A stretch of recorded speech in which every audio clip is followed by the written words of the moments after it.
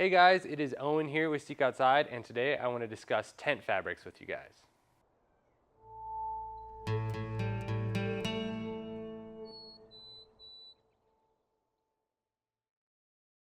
Today we're going to be discussing lightweight tent fabrics. So for any higher end tent, there's going to be three fabrics that are mainly used. Number one being Dyneema. This is going to be your most costly and also your most lightweight fabric. We've tested this for quite a long time. We know it's a great fabric. Other companies have as well. So for the purpose of this video, I'm going to be talking about Silnylon versus Silpoly. Silnylon has been around for quite a decent amount of time. It's been pretty much the gold standard for what lightweight shelters are made out of. It's very strong, very waterproof. It's a very good fabric, and traditionally we have used this for almost every single tent we've made. Silpoly is a new fabric that's kind of come out recently that people are beginning to gain traction for a few claims. Silpoly does take on a little bit less water. It's actually hydrophobic, while nylon itself is hydrophilic. So that means nylon wants to absorb water while Silpoly does not want to. There are a bunch of differences when it comes to Silnylon. There's a lot cheaper Silnylons and there's a lot more expensive high-end Silnylon. Our Silnylon is very individual to us here at Seek Outside. We use a Cordura Spec 6.6 Silnylon, so it's silicone coated on both sides. It's very good in weather and it's extremely strong compared to other nylons that are of cheaper value. With that being said, Silpoly also has many differences. So I tested 3 different Silpolys throughout this test. They were a 20D Silpoly, while our Silnylon is a 30D. 20D seems to be the very popular poly that's being used in small trekking pole shelters and mid-styled shelters. And just to define what a denier is, so a denier is the thickness of the thread. So in this case, the 30D is going to be a slightly thicker thread than the 20D polyester. Let's go ahead and get into how my tests were done. So January 2nd, 2024, I set up 3 shelters. One of our Cimarrons, our popular 4-person shelter, I set up in our 30D Silnylon, and then I set up 2 other shelters in Silpoly, one being a 6-person teepee and one being, again, a Cimarron, but in that 20D Silpoly. My goal for this test was really to see, is the marketing hype true? Is Silpoly better than Silnylon? Is it a stronger fabric? Does it degrade less in UV? And does it truly sag less when wet? To start off, I set up the shelters in my backyard. They were close to a fence and they got snowfall once or twice. So I ended up moving them to the front yard so they'd have a little bit more exposure to wind and nastiness. I did that after about a week. In any single wall shelter, condensation can definitely happen, especially without the right ways to mitigate it. So one of the big things we're looking for here on the Silpoly is when it is wet from condensation, is it sagging less than the Silnylon is? So we had a couple frosty mornings in January 2nd, down to about 20 degrees, where I got to go out in the morning on my way to work and check how the shelters were doing. I did notice a small difference in the way that they were sagging.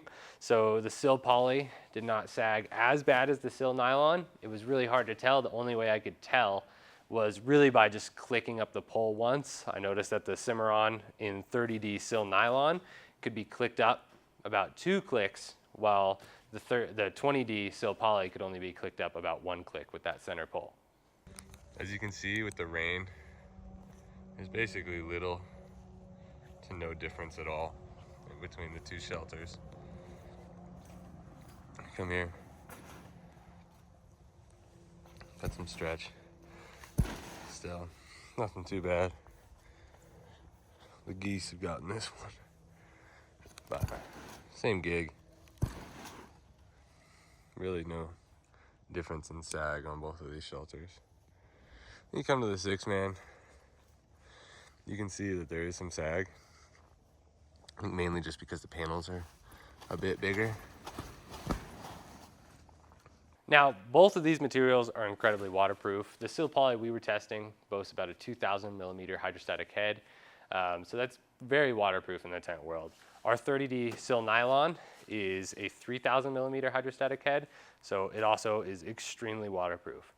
Now, nylon is hydrophilic. which means it wants to absorb water, while polyester is hydrophobic. So the polyester isn't going to absorb any of that moisture, while the nylon, even though it's an incredibly small percentage, will absorb some of that moisture and add to the weight of the fabric. So in the case of condensation, it's not as big of a deal with frost, but in actual wet weather where you have condensation inside the shelter, the polyester isn't going to absorb any weight to its fabric, while the nylon is going to absorb a little bit, which is why Silnylon is going to have a little bit more sag than polyester. One morning, a little bit over a week into testing, we got 2 to 3 inches of heavy, wet snow. So my first thing I wanted to do was go ahead and check the shelters and see if there was a large difference in sag. There wasn't a large difference in sag, but you could tell that the Silpoly definitely had a little less sag than our 30D Silnylon. So I would say when looking at them, which you'll see the videos here, the Silpoly had probably 2 inches more usable room than the nylon. I left the snow on the shelters that day and just clicked up the poles because I'm trying to abuse them. So after that, the snow melted. We live here in Grand Junction, Colorado, so we'll get snow and then it'll melt and then snow, melt, all within generally the same day. As you can see, still getting some sag with the snow on the Silpoly on our 6-man that we have set up. We also have some sag here on the Silnylon Cimarron. This is our standard sim. Decent amount of sag. I would say it's probably more than the Silpoly, but let's see. So, a little bit more. But yeah, as far as snow load, all the tents look fine. I would say definitely the Sil sag the most. The shelters have been up for about a month. They've had a little bit of snow, no issues yet. I could tell that, yeah, Silpoly did sag a little bit less, so that was something to keep in my notes. However, in early February, just to compare that 6-person teepee, I put our 8-person teepee up in February in our 30D Silnylon, and I poked holes by the guy outs. So I'm kind of trying to get these shelters to rip. Nylon tends to be stronger than polyester by a fair amount of margin. And it depends, again, on the fabric. You know, if you look at generic nylon and polyester, they're pretty similar. I think nylon's just a few percent stronger. In my testing, which we're going to go into here in a bit, the Cordura spec nylon that we have in our 30D was much stronger than the polyester in all the available fabrics that we got. Well, winter finally did winter things, which is perfect for the tent testing. So you can see we have the 8-man in Sil here. Some sag, obviously. This is real heavy, wet snow. But we got some sag on there. Nothing too bad. As you can see, it's all guyed out. We'll move on to the 6-person in the Silpoly. As you can see, also sagged in. Look here, you can see getting some sag. Got plenty of space. There we go. Get all this stuff off.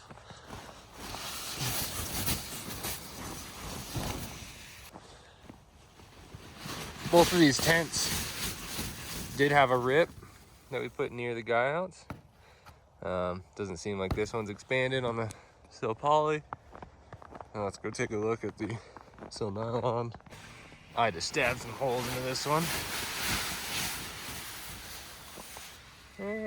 No extra rips there as well. So I would say that the 8-man has a little bit more sag. Let's move on to the 2 Cimarrons here. These are just standard guyed out. As you can see, as far as sag goes, they're really not too much different. Very similar. If anything, the Silpoly has a little bit less stretch. Take the snow off of these guys. Knock all this snow off. But you can see, I mean, it's all caved in. So, I'm not gonna clear them off too much. Come over here to the standard Cimarron and our Silnylon. Like I said, a little bit more stretch, but as far as the snow falling and making it any less size of a shelter, when it's guyed out, really not too much of a difference. While I was away at an expo for work, unfortunately the 6-person teepee in Silpoly failed during a windstorm about 35 to 40 miles an hour. Again, we had poked holes by the guy outs. We were wanting them to fail, but the shelter completely shredded and was just unusable. The 8-person teepee, again with a larger footprint, larger diameter, all that stuff, it still stood without any additional tears to the nylon. These tears for the 6-person teepee, what ultimately led it to fail, even though I was not there, is that the rip strength of polyester, especially in larger shelters, is just not enough to hold up. So you may say it was a 20D Silpoly. It's been very popular in shelters about that size from a few manufacturers. So it did fail, and when it rips, when it gets holes in it, it just completely catastrophically fails. And there'll be more on that here in the video. But our 30D nylon was standing and had no additional rips in it. And those tears happened only after about a month and a half of UV degradation. And that was in January, where the UV isn't as high as it will be in the summer and fall and spring. Both of the Cimarrons, both in nylon and poly, stood strong and didn't have issues in that storm. On March 2nd, shortly after the 6-person teepee had failed, I came home to a very surprising sight. We had every single shelter was on the ground. That's both of the Cimarrons and the 8-person teepee. Granted, I live in western Colorado where we have very extreme winds in the spring, gusting often over 50 miles an hour. So I had to go see what the damage was. So as we take a look, we have the pole down in both of them. I mean, like I said, just insane winds happen here today. But immediately you can tell the Silpoly shredded itself. Full tear. Real bad. So I think that's goes to show what happened to it.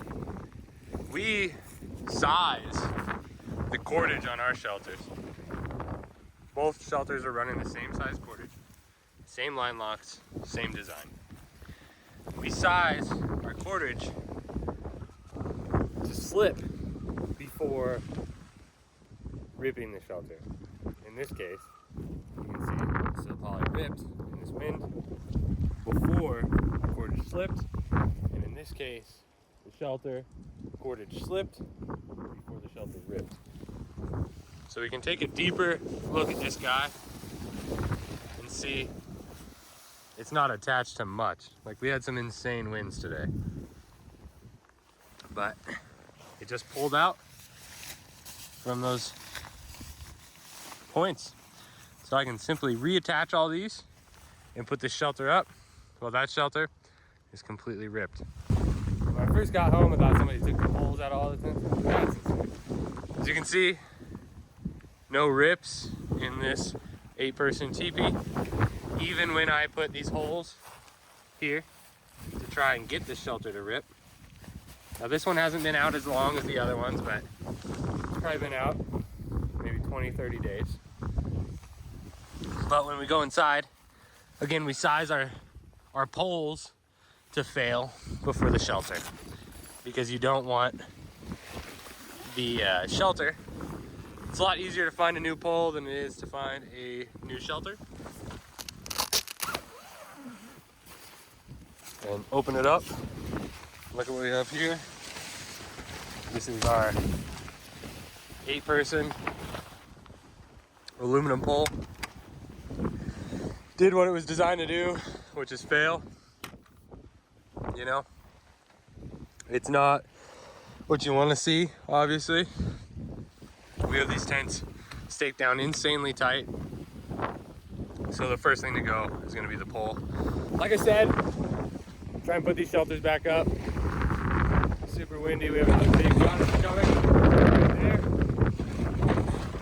I mean, it's insanely windy here today.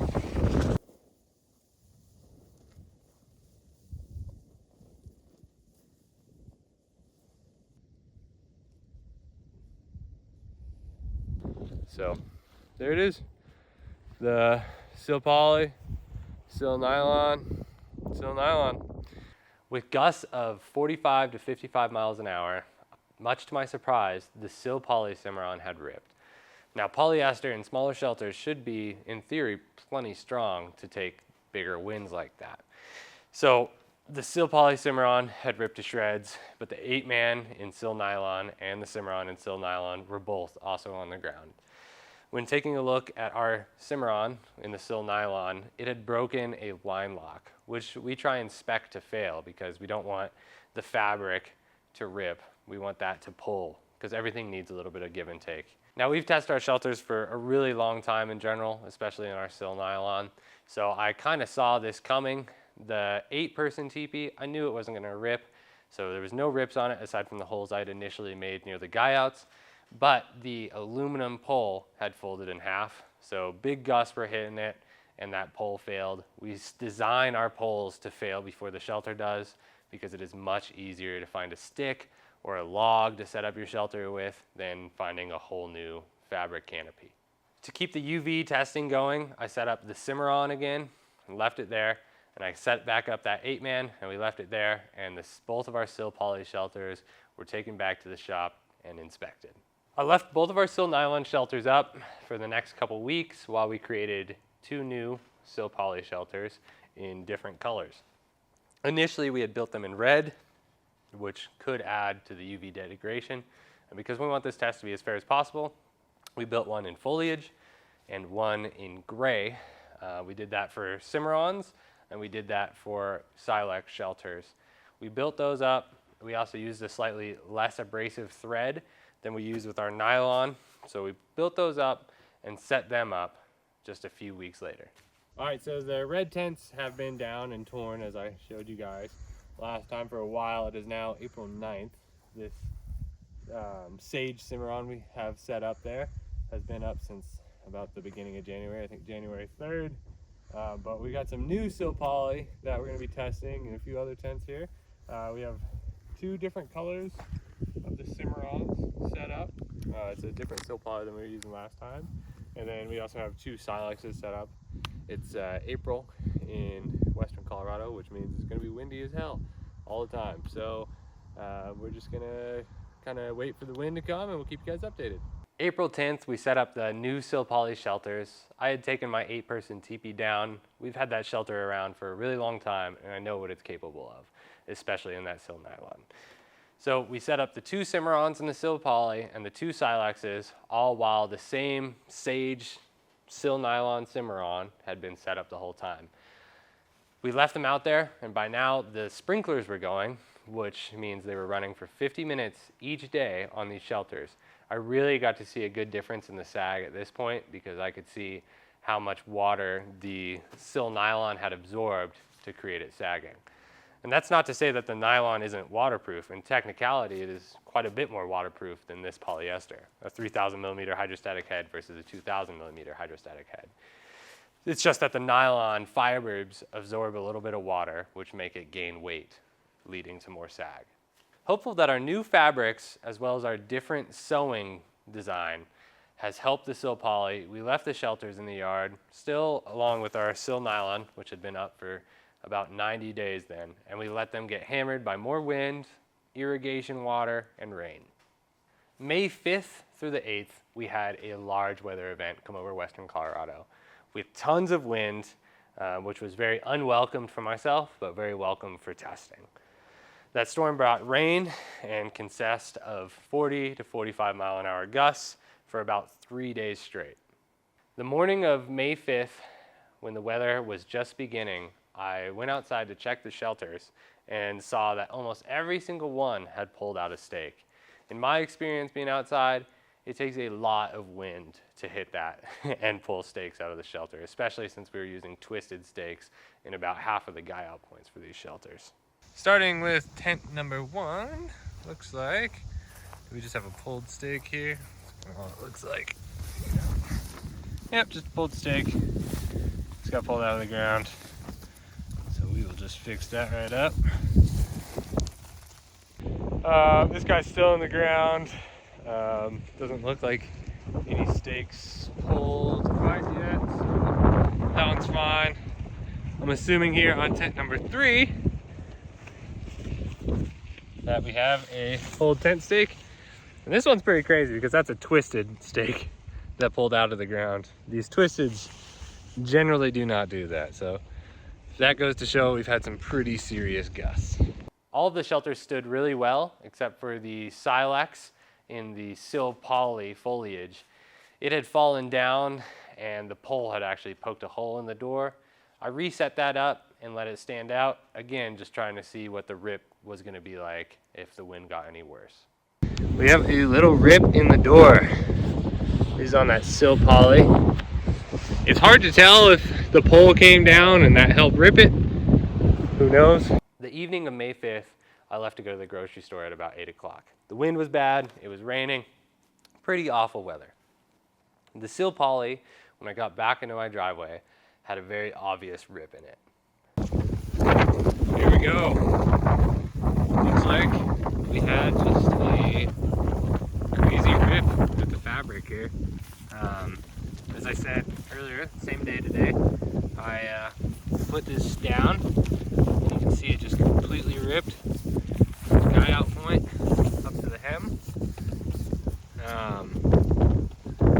So yeah, not sure what caused that. I'm gonna leave it set up throughout the night and see what happens. Inspect the rest of the shelter. Everything's still staked down. It's weird that it happened on the non-windward side. Our sill sim is still up. But yeah, we'll see how this guy goes. The poly shelter still stood strong, even though it did have that pretty obvious rip in it. So I let it go throughout the night. However, the rest of our shelters, the other Silpolys and the Silex and the Cimarron, stood strong. And then our Silnylon Cimarron that had been out there for nearly 120 days was still standing and taking the wind like a champ. Looks like maybe it expanded a little bit, but nothing too crazy. So yeah, not sure exactly what happened last night, but definitely had that failure. Got more wind coming in tonight, and yeah, we'll see how it goes. Like I had mentioned, that storm went through the 5th through the 8th of May, and I let the Cimarron in Silpoly that had ripped stand the whole time. The rip got a little bit bigger and eventually spread over to the door, but by the end of the weather event, it still stood. You would have gotten extremely wet in some cases, but it still stood. Here is the Sim in poly, so Silpoly. So I'm gonna take all these guys down and give some final thoughts. On May 8th, after our large wind and weather event, I took down all the shelters. I had kind of seen all I needed to see. I had seen 4 different poly failures and none in our nylon. We'd seen poles break, we'd seen huge winds, decent amount of snow, wet weather, and countless gallons of irrigation water being covered on these tents. So I took the shelters down and I brought them back to the shop to be inspected. So for the second part of our test, we're going to be testing the rip strength of these fabrics from brand new all the way to UV degraded. I left a section of that red Silpoly 6-person teepee out in the yard for the whole 125, 126 days we were testing. The big claim that Silpoly has over Silnylon is that it does degrade less in UV. So that's kind of where this test is going to come from. If the tear strength starts out lower than the nylon by a fair margin, I'm assuming that the nylon is going to be stronger just from what I saw in the field testing, but we're going to go ahead and test that out now. We're going to cut squares of these fabrics and pull on them with a fish hook and see where they start to truly rip and how they rip. So what we have here is this green Silpoly. This is brand new fabric, hasn't seen the sun, it's been in our shop. This is our Sage 30D Silnylon. Again, hasn't seen the sun, it's been in the shop this whole time.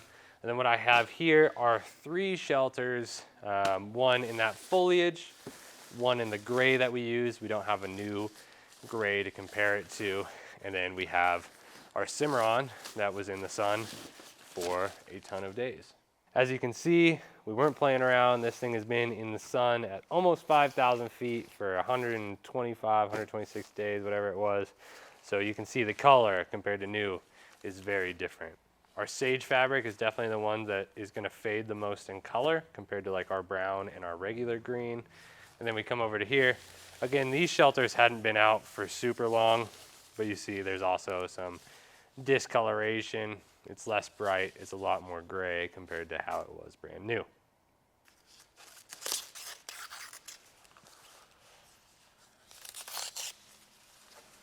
So this is the 30D Silnylon that's been in the sun for 125 days. That's a lot of days if you're a normal camper. So just pushing all the way, pushing through to there.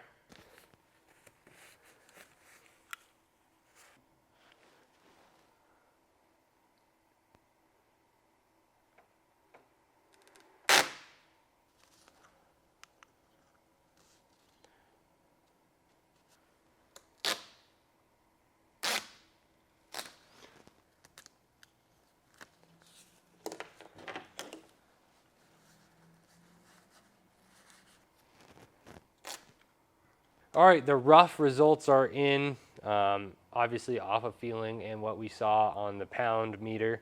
After we averaged 3 from our Silnylon of the old fabric that had been in the sun for 120 plus days, our average was 11.4 pounds of rip strength. Granted, they test rip strength completely differently in factories, so this isn't to what the actual rip strength rating is. It's just kind of a generality here, but 11.4 pounds versus when it was brand new was 20.6 pounds. So we did lose a little less than half of our rip strength after 120 plus days in direct sunlight. When we move on to the Silpoly in green, which was the strongest so far, had the least failures, the old averaged at 4.58 pounds for the rip strength. So that is more than half less strong than our Silnylon after 120 days, but this Silpoly had only been out in the sun for about a month. The green when it was new had a rip strength of 7.73 pounds as the average. So it did lose less from UV resistance, but as you can see, new to new, our Silnylon, brand new, out of the shelf, had a rip strength of 20.67 pounds, while the Silpoly in green, the 20D, had an average of 7.73 pounds when new. So quite a large difference there. We tested a red fabric that had been out for a long time. It was a different kind of Silpoly. That had a rip strength of 1.6 pounds that had been out as long as our Silnylon had. And then the old Silpoly in gray that failed on the Cimarron the last time in that big wind event had an average rip strength of 2.46 pounds after being in the sun for about a month. Though the Silpoly we tested had a substantially lower rip strength from new, it did lose less of its tear strength in the time we tested it, which was about a month, comparatively to our Silnylon, which lost roughly 50%, more like 40% of its rip strength over 120 plus days of UV exposure. So again, the polyester does take less UV damage, but it starts at a substantially smaller strength, which means, what does that mean for you in the wild? Well, if you had similar fabrics of rip strength, like the nylon that was low rip strength and a poly that's low rip strength, the poly is going to survive longer in UV than the nylon will. But then again, nylon tends to have a higher tear strength. Overall conclusion is both materials serve a purpose in lightweight tent materials. Polyester is great for smaller shelters in our opinion. We're going to try and build some shelters in polyester because there are advantages, especially in the smaller shelters where you don't want sag, you don't want that shelter starting to cave in on you in heavy rains. However, in larger shelters, anything that's in polyester, and especially in a lighter denier, is going to be substantially weaker than nylon, and nylon is going to hold up quite a bit better. So think something like our Red Cliff shelter, our Cimarron. Those in more extreme weather are going to be able to take bigger hits and more nasty storms just because the rip strength is quite a bit higher. Thank you guys for watching this video. I hope you guys learned a little bit. Again, we tried to test to the best that we could. We tried to be as fair as possible. Silpoly, great for smaller shelters in lesser weather.